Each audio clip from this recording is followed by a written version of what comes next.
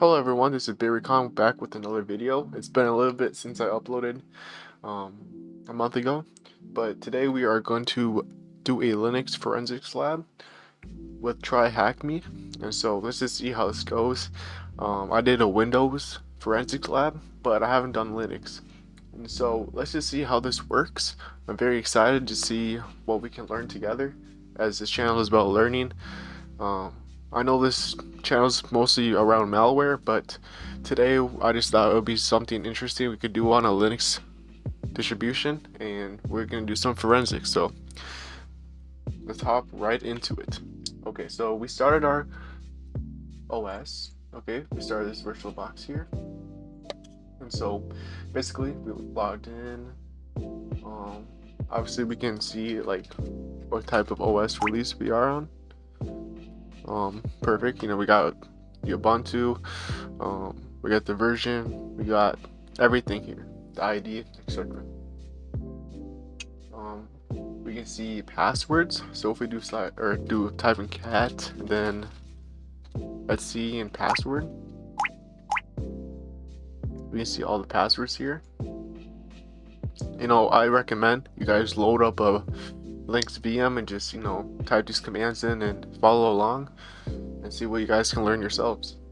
So we did open up the password, and it says that we can use the cat. We know how to use cat. I can use this one command to make it more readable.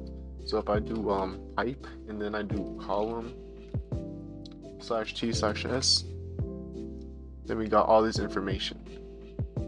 So we're printing the cat, we're printing the file, and then we're gonna make it into columns. I'm not sure what the -t -s does, but I think it just splits it up here, if I'm not mistaken. Alright, so perfect. We also have the SC shadow. So let's type in clear here. Do /cat shadow. I'm pretty sure that, yeah, this is directory. My bad. Alright, so we can do /etc that group. Shadow's a file. We just don't got access to it. I apologize. So we can see all the different types of groups we have. We have games, nat, plug dev, etc. on here. Nice. We know how to use some of this information. We can see login information. So if you do sudo blast f/var/log.wtmp, you can see all the login information, which I find really interesting. So perfect. Alright. So we can also see authentication logs with cat/var/log/auth.log, and we're going to put it on a tail. Perfect. So we see the last 10 here, which is also interesting. So we're listening on port 22. All this information, right? So which two users are the members of the group audio? So we gotta find which two users are the members of the group audio.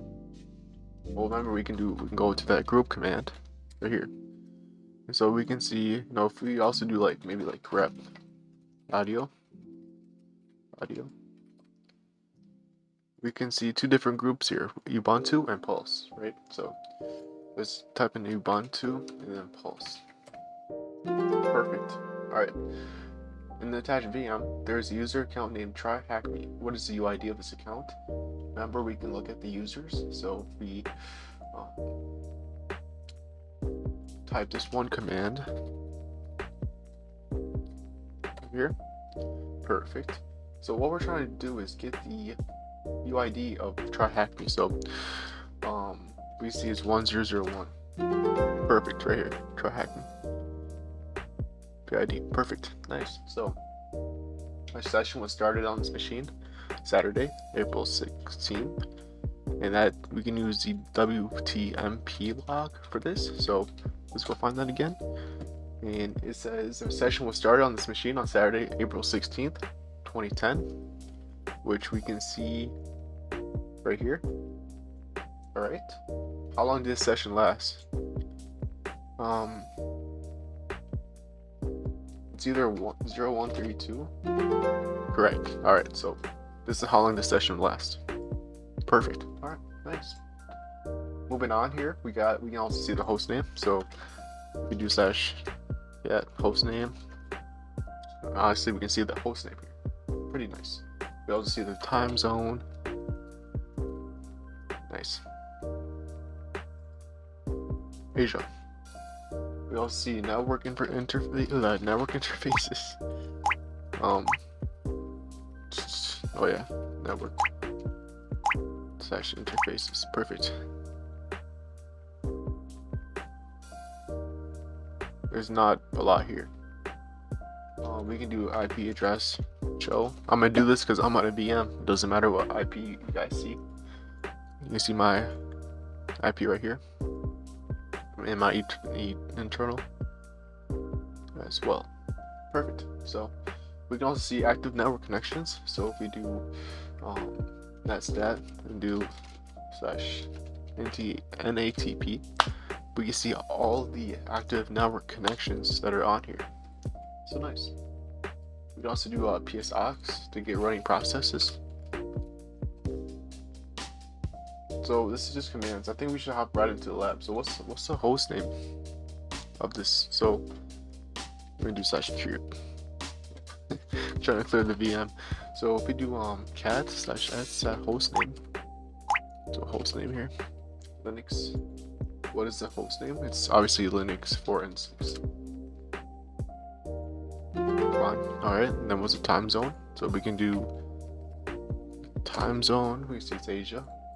Asia. I don't know how to pronounce the second word, but here we go. What program is listed on the address? So we gotta go to the netstat right here and see what program is listing on the address 127.0.0.1 right here. What's the program listening on here? Doesn't say anything. Program listening. So I feel like it would say here, it doesn't say anything. Oh, okay, we're just following the lab here. So it's xtigger bnc. So xtigger bnc. Perfect. What is the full path of this program? Alright, so we gotta get the full path of this program. Let's see here.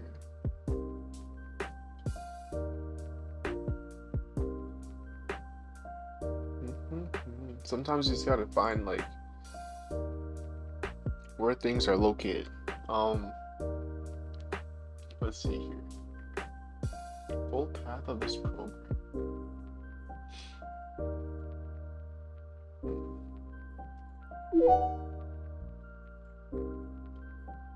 Okay, so we can use PSOX for this to see potentially. We can also do grep here. We can do x. What was it? xtigger bnc, right? And then we can see right here. But where is the location of this? All right, we found it. It should be like here, but it doesn't say. We just gotta assume it's in the bin. All right, perfect. That wasn't too bad. That was really not too bad. So let's move on to the next one, shall we?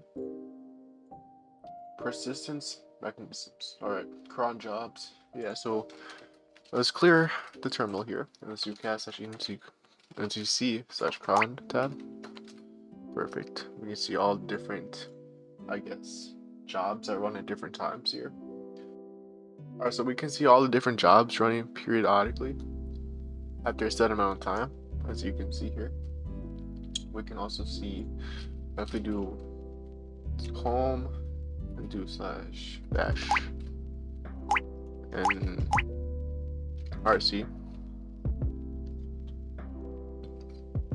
we can see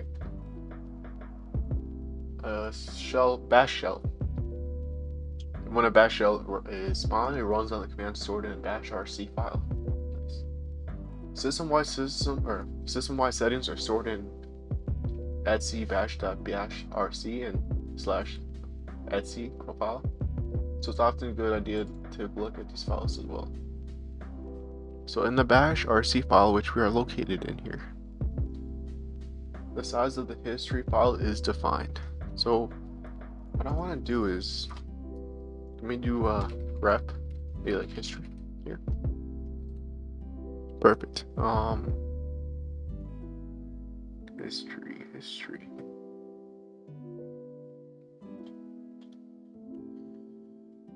Maybe, oh, right here, duh, right? So we got the sizes, the size of the file, history file. Okay, so it's gonna be 2000.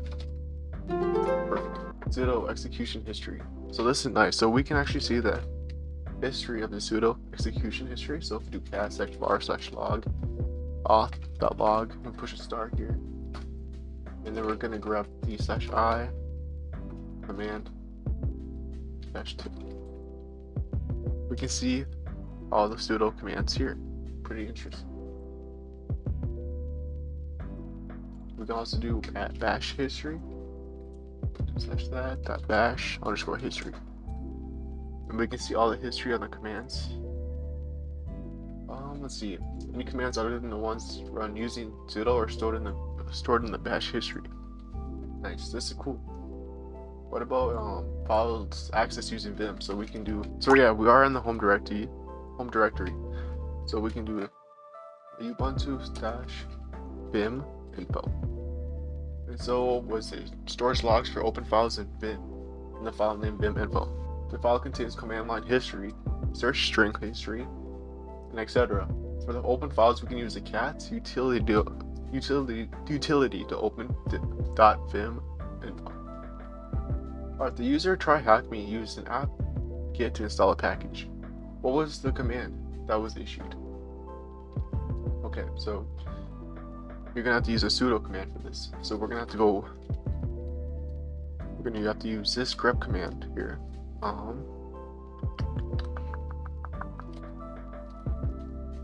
Why did this work before? Binary file, standard input matches.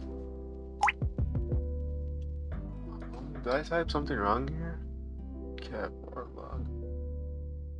We're grepping -I command in the table. Okay, so we were in a different directory. That's why it wasn't working. Okay, so let's go tail. I don't know why that's not working. Okay, so you're gonna have to do sudo app get to install a package. Can we just do this? Holy crap. Okay. That was a bad idea. Okay, let me clear that. Yeah, TryHackMe. So yeah, hope you guys enjoyed this video. If you guys want another one, let me know, but I'm gonna keep making content.